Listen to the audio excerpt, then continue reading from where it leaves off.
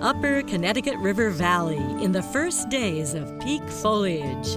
This section of the upper valley is where routes 89 and 91 converge, and where residents of Lebanon, New Hampshire look across to their neighbors in White River Junction, Vermont. It's also where New England's longest river is spanned by the nation's longest covered bridge. Built in 1866, the Cornish-Windsor Bridge still bears a sign warning travelers to walk their horses or else.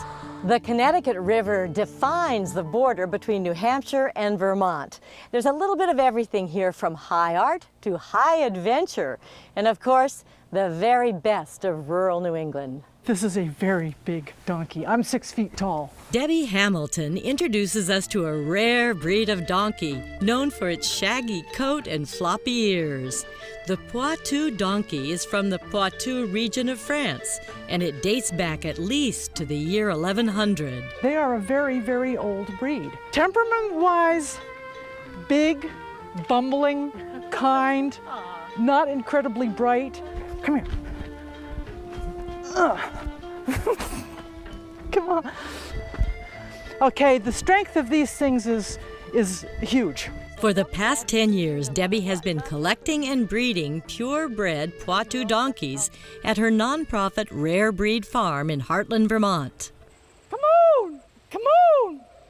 Here they come. In 1970, there were only 40 known Poitous in the world.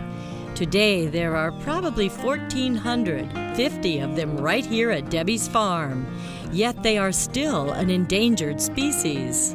They're now very, very rare, and the reason they are is because when machinery came into use, these were used primarily as mule producers, and farm animals were going out.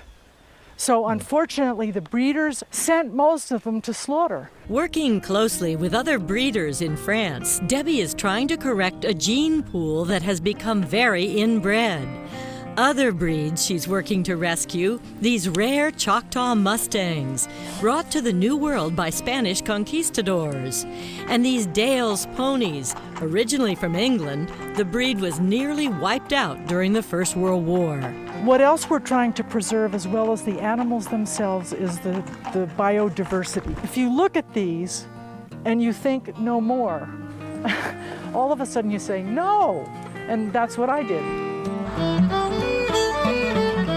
Just east of Quechee, Vermont, an almost irresistible farm stand called Fool on the Hill. There's no shortage of livestock here. The place is packed with dozens of locally produced foods. The most popular item all summer and well into the fall, corn on the cob, roasted on the spot and dunked into melted butter. Hot apple cider is another welcome treat for when the days grow nippy. And should you be hankering for a beverage of the harder variety, one of the best bets in the Upper Valley is the Salt Hill Pub in the heart of Lebanon. A Guinness and a shot of Jameson and you're good to go. Manager Brian Rye says it's the closest thing to an authentic Irish pub you're likely to find anywhere in New England, especially on Tuesday nights when Roger Burridge and his friends bring the authentic sounds of Ireland to New Hampshire. The biggest difference between here and, say, a pub in County Clare? Nobody's smoking. In the 5 years since it opened, the Salt Hill Pub has become a family destination where even the youngest children are welcome. It's kind of an anchor of now the town, of the city of Lebanon. You know, the city hall's right next door. We have this, you know, our Lebanon College right here too. It's just such a great anchor to have, and you see some of the same people every day, and it's just a great community.